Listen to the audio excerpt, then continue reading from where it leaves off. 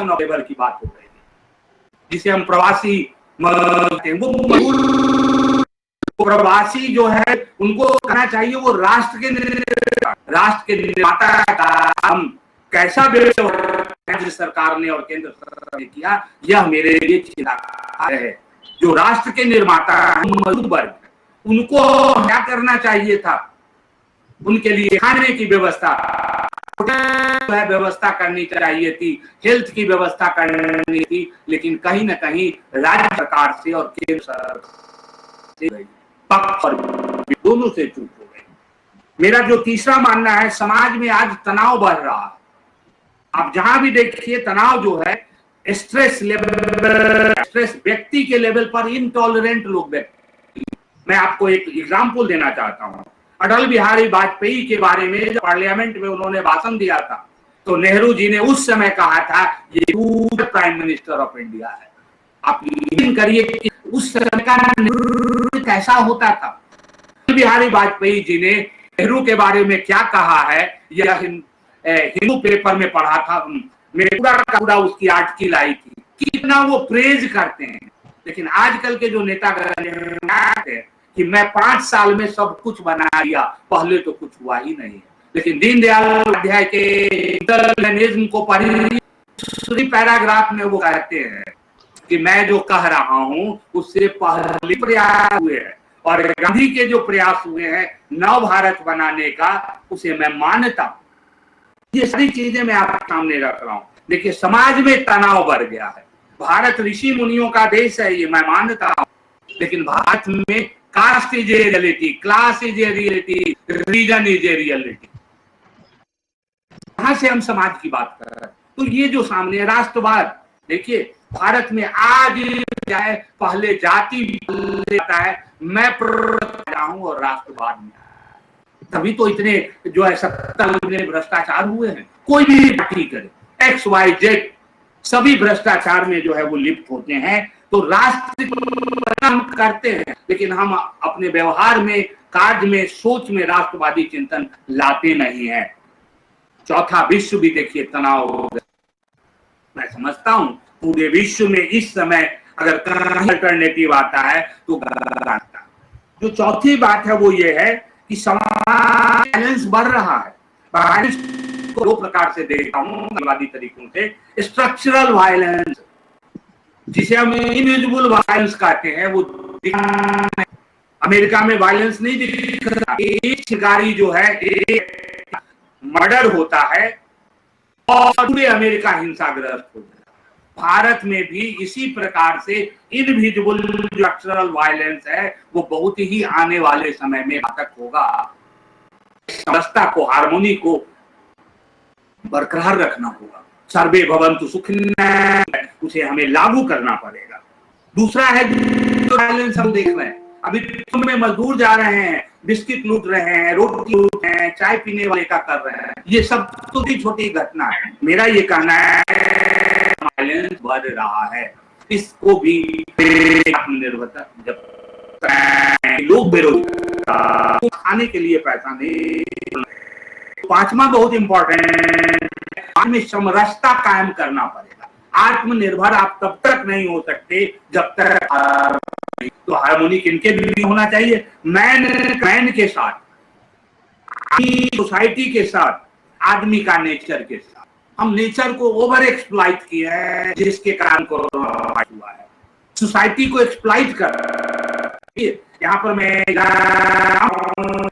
1% की जो आबादी है, 1% नेचुरल रिसोर्सेज, हम सोचते हैं कि लेकिन ये जो पुरानी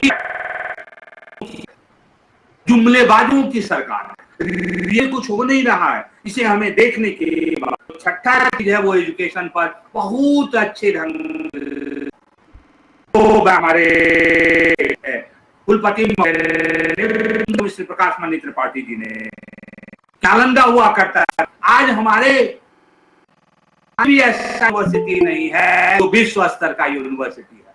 और मोदी जी प्रयास कर, जो शिक्षा मंत्री हैं वो प्रयास कर रहे हैं, वह वाकई में काबिल तारीफ की बात। ये प्रयास होनी चाहिए कि क्यों नहीं हम हैं, जो कमियां हैं उसे दूर करना चाहिए। एजुकेशन में देखिए, स्कूल एजुकेशन, यूनिवर्सिटी एजुकेशन, हमने स्कूल एजुकेशन को क्या कर दिया आज के तरीके। अभी हम वेबिनार कर रहे हैं, बहुत अच्छी चीज है, लेकिन उन बच्चों का सोचिए जिसके पास स्मार्टफोन नहीं, बच्चों को सोचिए जिनके पास मोबाइल नहीं, उन बच्चों को सोचिए जिनके पास में जो है लैपटॉप नहीं है। हम उनके बारे में भी सोचना चाहिए। तो हम क्या कर रहे हैं, टेक्नोलॉजी के नाम पर, कोरोना वायरस के नाम पर इंडिया को दो भागों में बांट रहे हैं। भारत जो समृद्ध है, इंडिया जो समृद्ध है, और भारत जो गरीब है। इस खाई को हमें खत्म करना पड़ेगा एजुकेशन के फील्ड में। मैं जिस समय पढ़ता था एलएस कॉलेज में, मैं एक आपको घटना मैं बताता हूँ। ट्रेन में बहुत भी और जो एक ने पूछा, बाबू आप क्या करते हैं? मैंने कहा मैं एलएस कॉलेज में पढ़ता हूँ, लोगों ने सीट मुझे दे दी। क्या आज बिहार के कॉलेजेस की ये स्थिति है? नहीं है। हमें इस पर जो है सोचना चाहिए। उसके बाद देखिए इंडस्ट्री की बात करते हैं। आज इंडस्ट्री का जो है वो माइनस में चला गया, और ये वर्ल्ड वाइड फिनोमेना। अमेरिका को छोड़कर अमेरिका इकोनॉमी रिवाइव हो रही है क्योंकि वहां पर लॉकडाउन नहीं हुए थे। लेकिन भारतवर्ष में क्या हुआ है, लॉकडाउन के कारण हम कहते हैं बड़े नैतिक हैं, लेकिन देखिए मार्केट में से ज्यादा सामान बिक रही है। ये कालाबाजारी क्यों हो रही है? तो कहीं न कहीं वो मानसिकता है, जो सोच है, दृष्टिकोण है, उसको बदलना पड़ेगा। 36 करोड़ लोगों को खाना खिलाना है, उनके लिए दवा की व्यवस्था करनी है, उनके लिए स्कूल की व्यवस्था करनी है, उनके लिए नौकरी की व्यवस्था करनी है, उनके आवाज गवन की व्यवस्था करनी है, आवास देनी है। सरकार बहुत अच्छा काम कर रही है, मैं किसी भी सरकार को दोष नहीं देता हूं। एक और भी जो आज का आतंकवाद का, देखिए हम जीरो टॉलरेंस की बात करते हैं, लेकिन मालूम है सैनिक कितने डेली मरते हैं?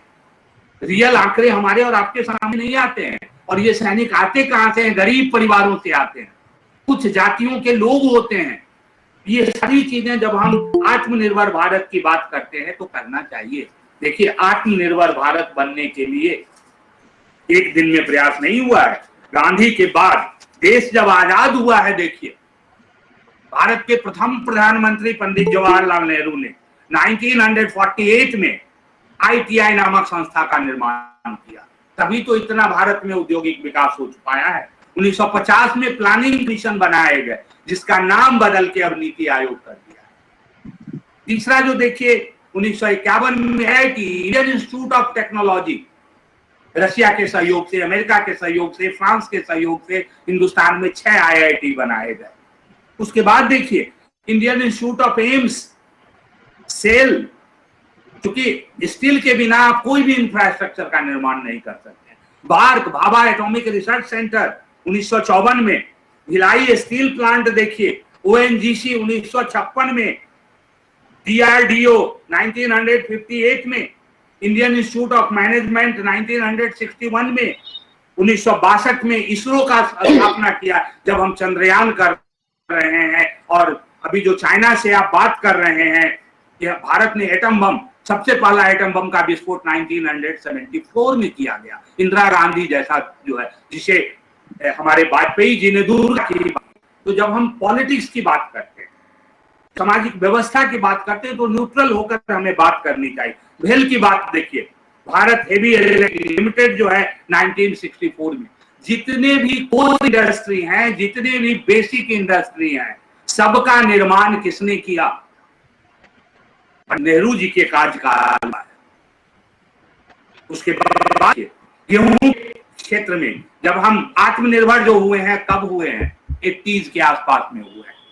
तो भारत के जितने भी प्रधानमंत्री हुए हैं, सभी का कुछ न कुछ योगदान है।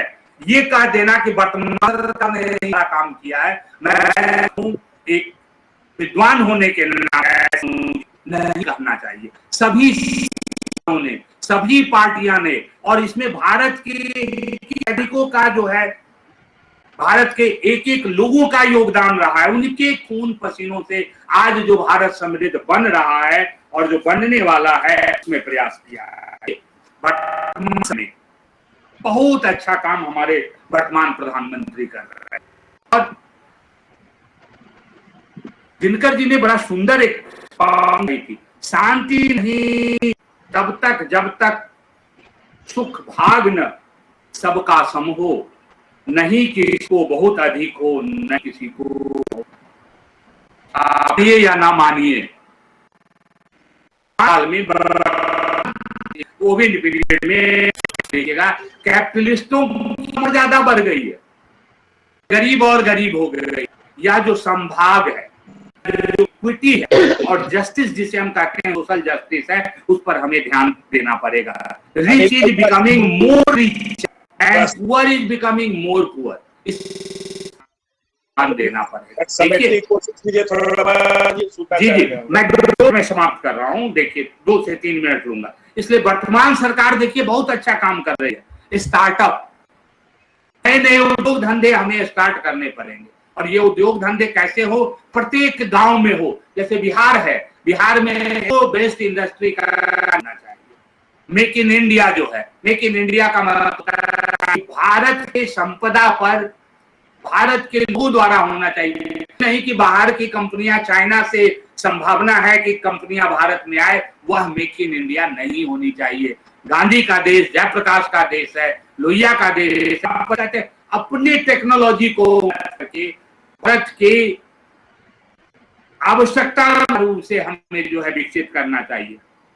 डिजिटल इंडिया, इनोवेशन, ये पांचों जो चीजें हैं, ये वर्तमान सरकार की बहुत बड़ी उपलब्धि है और इस पर काम कर रहे हैं। उसके बाद देखिए एक चीज और कह के हम अपने बात को जो है समाप्त करूंगा, वो ये है जो सबसे बड़ी जरूरत है। देखिए problem of democracy, Herald Laski कहते हैं, problem of democracy is the problem of man.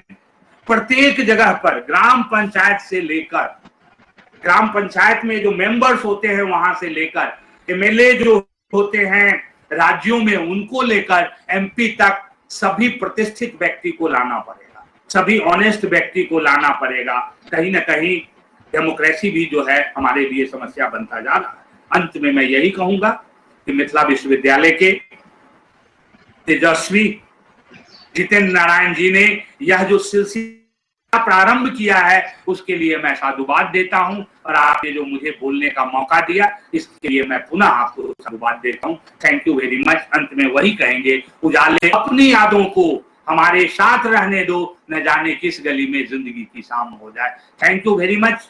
Over to you. हम तमाम लोगों की तरफ से अपनी तरफ से आभार व्यक्त करते हैं। हम लोग और सुनना चाहते थे, लेकिन ये टेक्निकल है और व्यवहार में समय सीमित था, इसीलिए जितना हम लोगों ने तय किया था अभी और सुनना चाहते थे। आपकी जो छटपटाहट है वो गांधी की छटपटाहट और वेदना को रेखांकित करने का सामर्थ्य है, और आपने उसको किया है, और बहुत सारे ऐसे प्रश्नों को भी आपके सामने रखा है। विषय हो सकता है और गंभीर विषय है। जो समय जिस तरह से गाग में सागर भरने का प्रयास किया, गांधी की बेचैनी को भी निर्देशित किया, और उन तमाम चीजों को रेखांकित करने की कोशिश की जो कि आज के समय के लिए अपेक्षित है। अब बहुत सारे स्टेटमेंट्स हैं कि 5 साल में ही हुआ, किसने कहा कि पहले जो संस्कृति उसका महत्व नहीं है। इतने वर्षों में आज भी अगर हम आत्मनिर्भर नहीं हो पाए हैं तो में हम लोगों के चिंतन का विषय था, जिस पर आपने हम लोगों का मार्गदर्शन किया। हम अपने विभाग की तरफ से, अपनी तरफ से, इसमें सहभागिता करने वाले विद्वान की तरफ से और तमाम लोगों की तरफ से हम आभार व्यक्त करते हैं। और अब हम भाई आर वर्मा साहब को आमंत्रित करना चाहते हैं अपने विचारों के साथ, जिनके बारे में क्या कहा जाए। स्वयं माननीय कुलपति त्रिपाठी जी ने ये बात कही कि अगर लिखने पढ़ने की कोई बात होती है, और शायद ही कोई ऐसी चीज है जिस पर आर.के. वर्मा साहब ने कलम नहीं चलाई। और सबसे बड़ी बात है कि एक गंभीर रिसर्चर के रूप में, और कभी कभी कहता हूँ बिहार में अगर पढ़ने और पॉलिटिकल साइंस की बात की तो उसके अलग का नाम अगर है तो आर.के. वर्मा सर है। अगर उनको हम लोग इसी रूप में जानते रहे हैं। IIPA की शाखा को जीवंत रखने में शुरू से ही लगातार उनकी भूमिका रही है, और बिहार जितना काम वर्मा साहब ने गंभीर काम किया, और जब वो एन सिन्हा इंस्टीट्यूट के माध्यम से किया हो या फिर जगजीवन राम इंस्टीट्यूट के माध्यम से उन्होंने किया, और अनेक किताबों की रचना उन्होंने की है, जितने पेपर्स उन्हें रखे हैं, इसी आधार पर उनको गवर्नमेंट ऑफ इंडिया की तरफ से अवार्ड ऑफ अफेयर्स के तरफ से अवार्ड भी मिला और एशिया पैसिफिक जर्नल